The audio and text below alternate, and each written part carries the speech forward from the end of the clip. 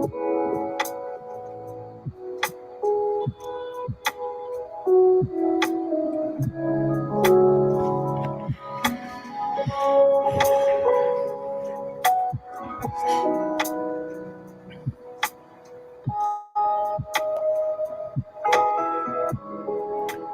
what do you think?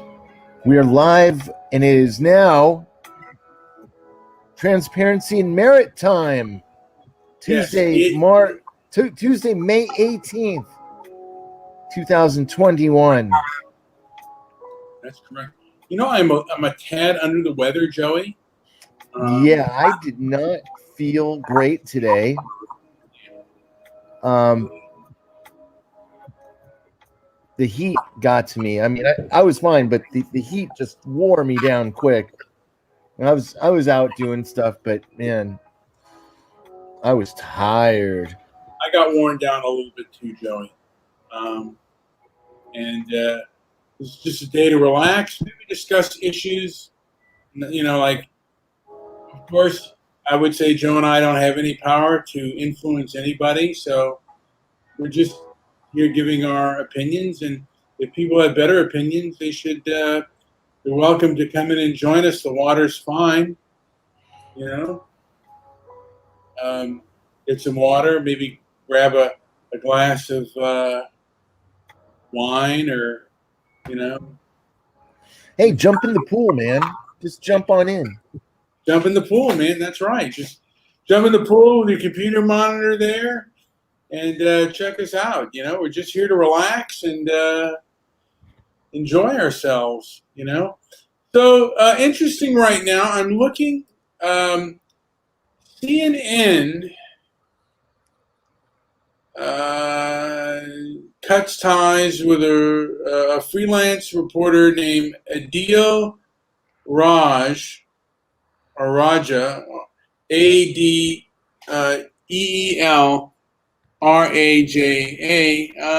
and he said stuff like the world needs a new Hitler, and some really rather anti-Semitic stuff. I think he's Pakistani, but he's a Muslim. But yeah, I guess CNN could not bother to verify who this person was. And I think he said a few other anti-Semitic things. And someone said, Noah Scheitzman says, while Gaza was burning, an Israeli soldier, a young woman who had been featured, the official IDF TikTok account posted a video lip-syncing, "What's that? I should kill everyone and escape." Oh, no.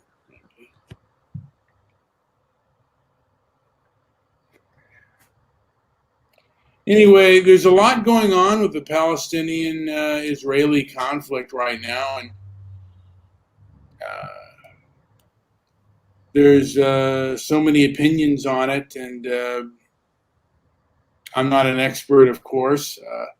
I've heard many different opinions, but my feeble mind can't really wrap my mind around what is the best solution to this problem.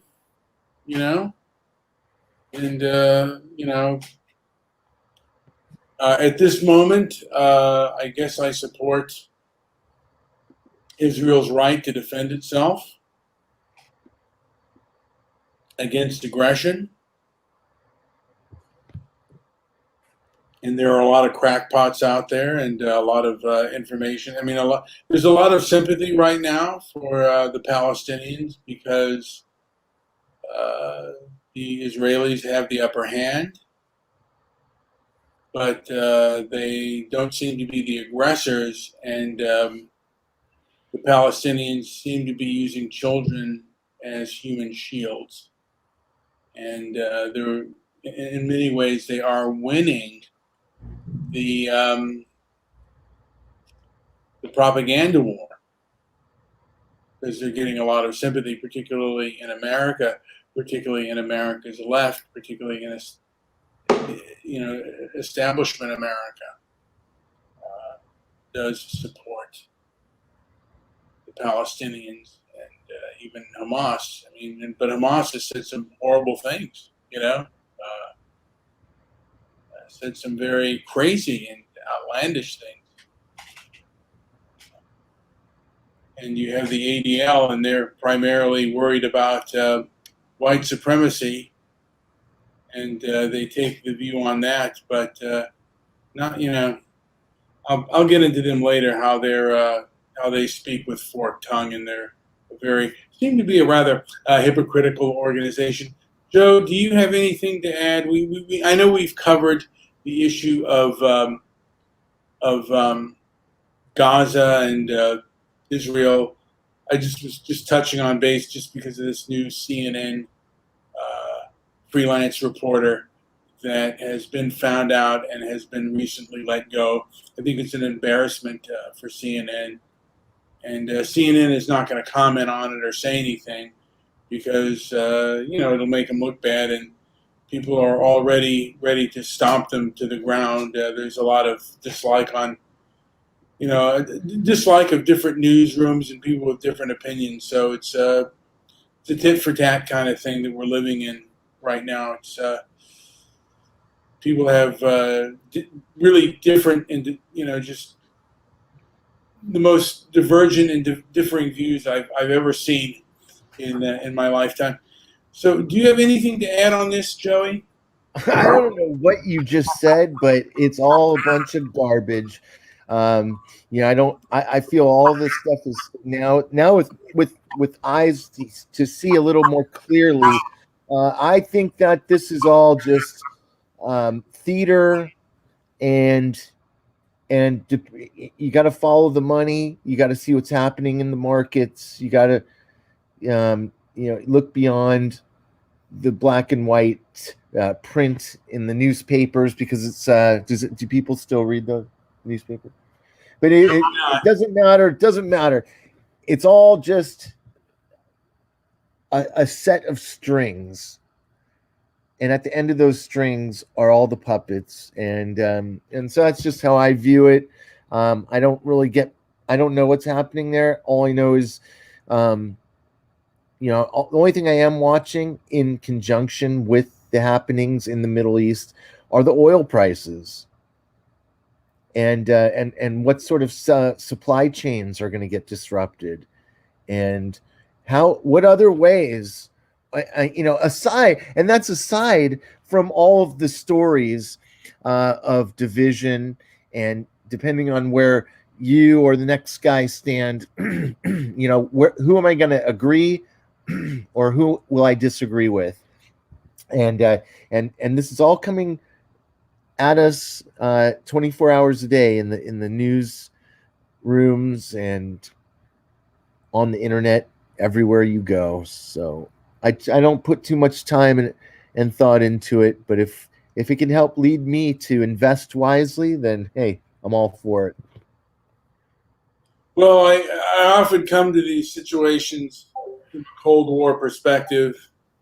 My parents, my grandparents were they were all rabid anti-Marxist, anti-communist, and I see Israel as more of the anti-Marxist, anti-communist side, and those that are against it are in favor of the Palestinians, more on the Marxist communist side. So I see this as kind of an offshoot to a degree of the Cold War, and it represents other things that I personally am against. But that's just me, and I certainly, like I said, I'm willing to think I could be wrong. The problem today is people are so,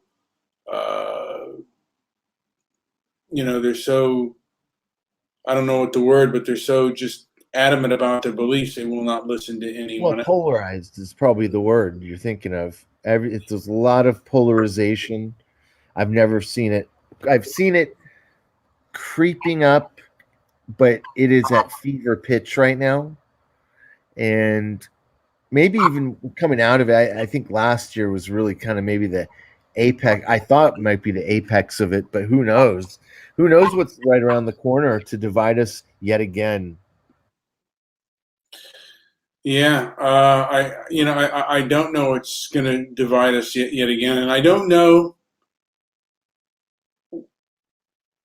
how much a plurality of certain ideas have, like, you know, CRT, critical race theory, how popular that is, and there are so many, like, seems to be so many different definitions to it, and there are people who think they're experts on it, and um, just as the theory of racism, there's so many people who are basically experts on it. To me, I, I Someone said to me about CRT and the military, where it's like a big thing in the military, a big trend in the military to teach CRT. Do you know anything about that?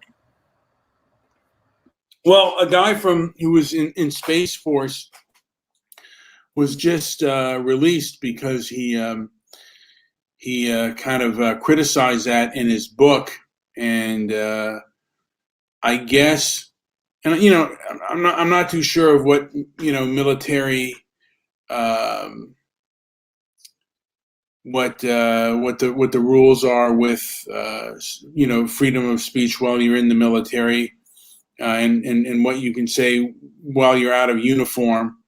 The things you're allowed to talk about and say. There, because I'm looking at it on Twitter, and there are people who say, well, you can't speak freely in the military, even when you're out of uniform, and you don't have the First Amendment while you're there. I don't know if that's necessarily true. That doesn't ring true. And other people say, yeah, when you're when you're in uniform, you're not allowed to speak freely. But when you're out of uniform, on your time off, you can speak your mind. And he gave views about CRT and kind of Marxist theory. And from my understanding, a lot of the CRT, critical race theory, a lot of it's rooted in Marxism. It's taken wings in other areas, but there is a belief that a lot of that stuff has its roots um, in communism and Marxism, something that our nation fought against, and now that theory is here in another kind of form, and I don't think it's really good. It's it really feels like a cruel and that they're defaming whites basically, and I don't know. It's just it's something that it's not something that you can really debate. It's because a lot of these people that believe in CRT, uh, they don't believe in discussion. They believe in power, and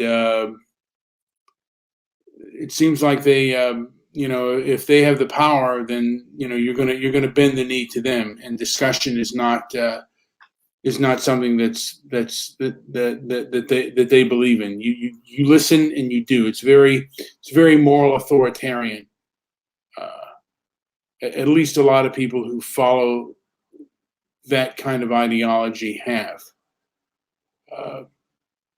and it seems very toxic. But then again, I certainly could be wrong on that, Joe.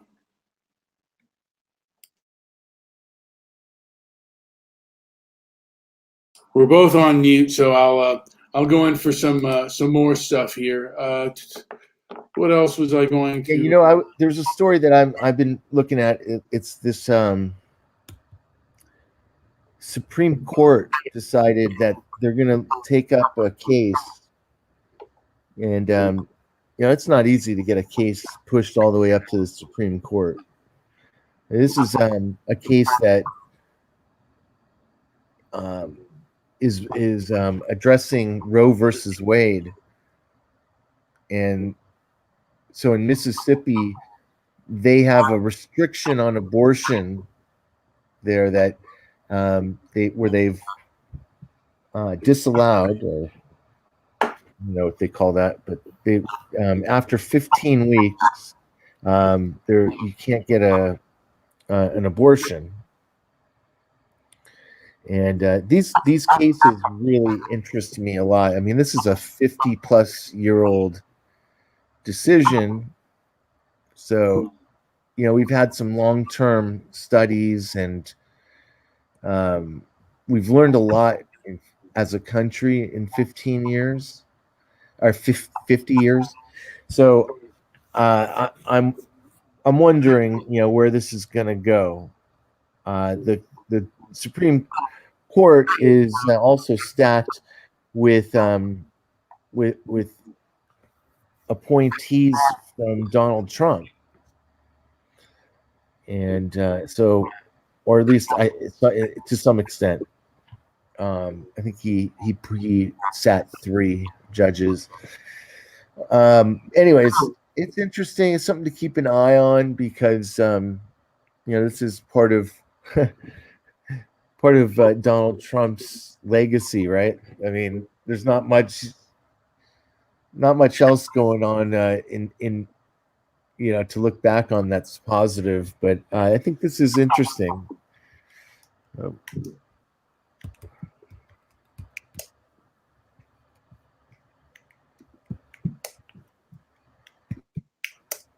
Yeah, it is interesting. By the way, YouTube is Steven Crowder.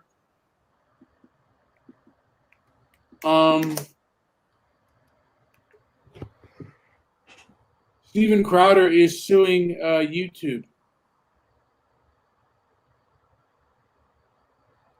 for, I guess, for terms of service and stuff. Was it because of censorship or something, or what?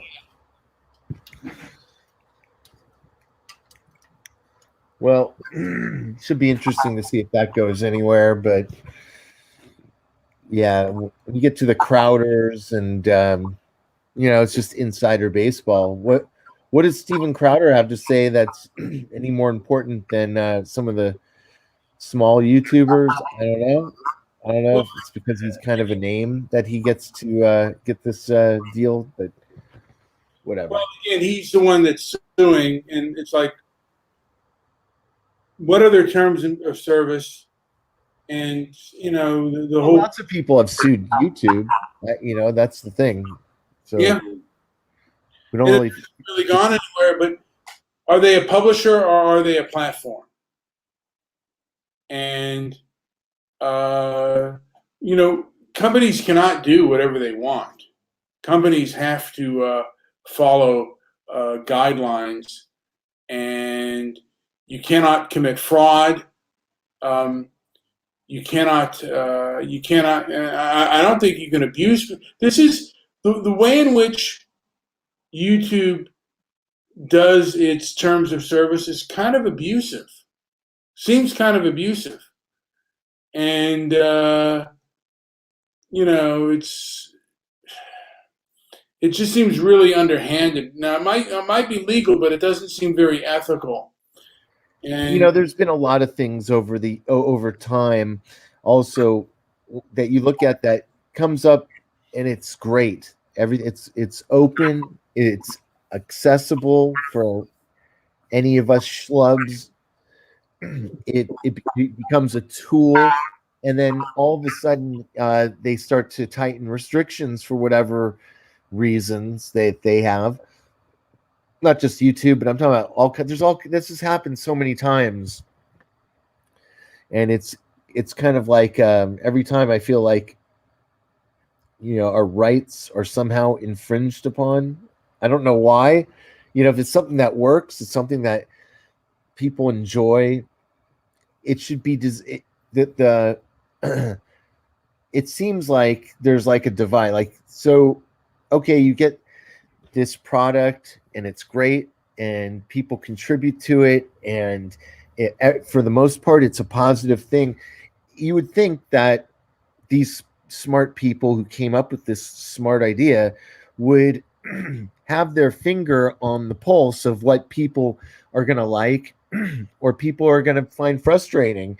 And they just built it right into this system of frustration when they have enough data to show that, it's just don't tell. It's all by design is what I'm saying. And I'm sick of it. I think a lot of people are sick of it because we have seen this before in other forms. And MySpace was a great example. MySpace worked. It was great for what it did, and I think that whole build up to destruction was by design. That was another case where they got it built right into the hands of the system rather than the hands of the people's desire. So I don't know. I don't know if that how accurate any of that is, but that's just how I've seen it. And to me, it's no skin off my back. These places always come with a limited. I just have I like to have an open enough mind to be able to go look for something, a good enough alternative, something interesting, fun. This as a hobby, doing shows like these, it's a great hobby, and it's kind of like when I was a kid and I would do word searches, and it was like kind of like a healthy kind of exercise for my brain and for just for me. And I think I don't know if a lot of people take it that way, but I'm always looking for the medicinal value in something. So there's this really excellent value to being able to use a platform like this. But then when you start mixing in the politics and the divisive nature of what's going on with censorship and policy, then that's where it's a turnoff, and it's frustrating. But at the same time, I don't want to, maybe tomorrow will be a new hobby altogether, because this one, I'm feeling like the fun hasn't been here. The fun has been crushed away, and it shows. Look how many people are here. This is a humongous platform, and we're live. And YouTube does nothing to push stragglers. They have all the metrics. I'm sure they could find tons of people that are accessing the YouTube pages right now, and maybe they should be pointed to a show like this. But they don't do that. They don't do simple, common sense things. And Spreaker did it, and Blog Talk Radio did it. They did it in spades. If you recall, what was it? Blog Talk Radio was supposed to merge with Spreaker, and I think they did, like on paper somewhere.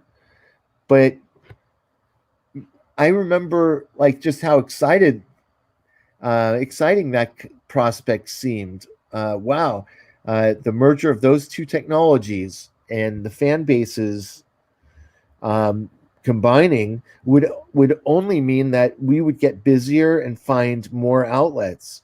That hasn't happened. So you see these metrics, they work counterintuitive to the end user, proving that something that's free, like in YouTube's case, when the product is free, then who's paying the price? Who's really paying the price? Or who is the product in that case, Brian? Well, I'm going to tell you something from my belief here. There is an establishment, particularly within the civil rights movement, that had an ideology, and it was never really challenged until YouTube and Facebook came along, and people started to speak. Intellectual people started to speak freely and openly about things, and that really threatened the status quo. They didn't like it, So they decided to first the first thing they tried to do was with hate speech. They did the ad apocalypse, and then the hate speech thing, and that's really the new hate speech. Really is the new heresy. And if you can't speak freely and you're always threatened with hate speech and any term of hate speech, and hate speech only goes in one direction, by the way. It makes me not look. I want to be at a place where I can think where I can think and believe the most freely, without being accused of some hidden meaning behind what I say. I say what I say, and that's about it. And I don't have any hidden meaning for that. But we have Dennis here now. Dennis, what say you? Have you been listening, or are you just hop on this train, man? Yeah, we haven't. Have you heard any of this, Dennis? Dennis? You're what? Am I on mic? Oh shit. Yes, you're on mic. You are. Yeah. Well, I gotta say, okay. I'll be right back. I didn't expect this. What? I'm just going to remove you from the thing real quick. Okay. So we have him removed. Sorry about that. Dennis wasn't ready. Interruptions by Dennis. Interruption by Dennis. There's not a homeless guy, but kind of a derelict guy who lives with his parents. And his dad just died about 3 to 4 hours ago. And he seems okay, although he is, and he says he hasn't been drinking in 2 weeks. And he's a bit of a drunk. And he's with his friend who's a crack addict. Uh-oh. And sometimes I give him a few bucks here and there. I think I've even given him about $10. And he's a little bit of a drink. He does remind me a little bit of Dennis a little bit. Although Dennis seems a little less hateful than this guy. Not hateful to me, but anyway, let's bring Dennis back and see if Dennis is ready and prepared. Let's take a look, shall we? Let's go. Dennis, are you ready? Are you prepared? Yeah, I'm just about there. So we're talking about hate speech, right? Yes. Yeah. No, you can talk hate speech all you want, right? Okay, but you know the consequences that come out of your mouth, right? Like some people say, okay, let's go. That's hate speech. So that's great, yay. And then some people get offended and they'll turn around and they'll walk away and they won't say nothing, like little pup dogs. And then some will say like, all right, you want to talk upon like that? All right, here you go. And then it comes down to fisticuffs. It's like, bunch you fucking sorry. Like, oh, just have to learn you a lesson. That's all. Hate speech is really subjective, and it Yeah. who decides what hate speech is, and who decides is there love speech? Oh yeah, there's love speech. I know dudes that people walk around like in gowns and like in the 70s, 60s, and like free love, free speech, everything like that, and all the what do they call them, hippies, whatever. And then you got all the goons, right, that are like hating up on them, right? It's like, fuck, leave these people alone, man. That's all they want is love and peace, and they get hated up on. Fuck off. Sorry. That's when a little bit, because peaceful people really aren't into the violent end of things. They're more submissive, more subdued, which is, respectable. It's unfortunate. Anyway, you guys froze. No, you're good. I mean, these are good points, Dennis. I think Brian got a little lost. You're muted, Brian. I was muted. I was just looking at things, but as I said before, hate speech is subjective, and who decides what is hate speech, and who decides what's acceptable speech and what isn't? Well, That's it. Dennis, you know as well as I do, right? Some people might come at you, for example, and try to say something to you, and you could easily laugh it off. You most of the time you do. You just kind of laugh it off. It's not offensive to you, but those same comments might make another dude cry. Who knows? Yeah, that's Um, right. so it's Yeah. it's really unfortunate that we got to have one kind of standard rule for that, so to speak. I mean, it's really hard to say what's offensive to you. Well, this is the whole thing. Sorry, Yeah. I got to go for my Trinity. But yeah, when we were mentioning this, what's offensive to someone might not be offensive to someone else. So this is where you got to know the boundaries, right? What you're saying about people, right? And what triggers them, right? So if you trigger somebody, you kind of like back off, not unless you want to be a real asshole. Then you just fucking start digging in the screws and just, Otherwise, you just back off and say, whoa, all right. I know your tender spots. Okay. Respect. Okay. So then right? Like, again, this is like human psychology, right? This is like 101, right? It's like some people are like just cave, like a little boy or something. No, you're right. You're right. There are people that'll keep taking nonsense from other people without ever speaking their mind. Oh, yeah. And, Right. I'm not like that either. I can't really. Oh, I do that. Yeah, Hey, this is what stoicism, right? Okay. This is part of the thing. It's stoic and something Sure. like that. Pardon me? Sure. Yeah, we have a stoic calm episode that we do. Yeah. Right. Yeah.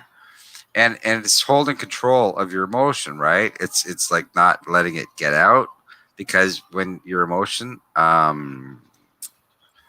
when your decisions are emotionally based, that's when things start to fuck up. Yeah, you know what though, Dennis?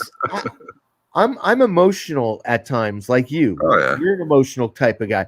I fundamentally disagree. I have a problem with stoicism. I have a fundamental problem with it because and there's a lot to be said for being able to control yourself, right? To keep your dog on a leash, so to speak. Like, and if you get upset, it's really a good thing to Bad things happen. Bad things get the happen. better of you.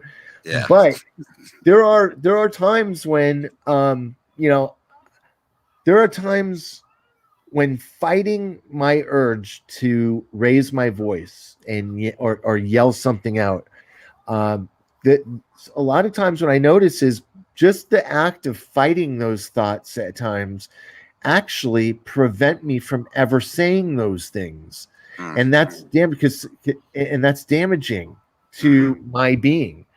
If I have to be able to say it and express it the way only I can, because by altering the way it's presented, not only does it lose flavor and bite and meaning, but like I said, there's times when I really have to kind of crush down what my emotion is telling me to do, and the meaning sometimes just gets lost. And so that's always been a frustrating thing. I guess the ultimate stoic can do that, and he can compress those real strong emotions into something more prosaic. But I understand where you come from. It's hard. I'm still learning because I get passionate, right?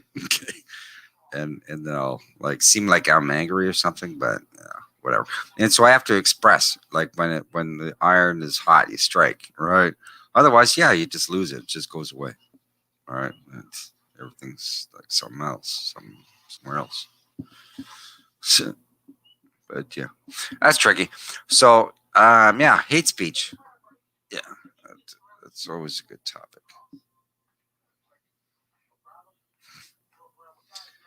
But yeah, JP, you're a psychotherapist. You know all about these things. You can never know all about anything. I wanted to say that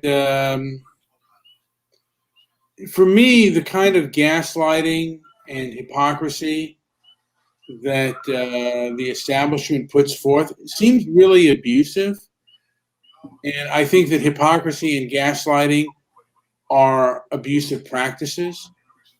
And they can anger for me, they can anger any logical, reasonable person. And I'll end on that. Does anyone else have anything to say? Because I'm kind of heating up, so I'm going to want to hit in the shower and just see if I. Let's go ahead and end it, and we'll get more in later. Yeah. All right, guys. Thanks for listening. Like, subscribe, and leave a comment down below if you gather anything. This is just a practice run. We're trying to improve, and I say this again. Perfection is the enemy of progress. Just keep working, and you'll more than likely improve. Thanks for listening. Peace. Peace out, Dennis Wizard. Peace.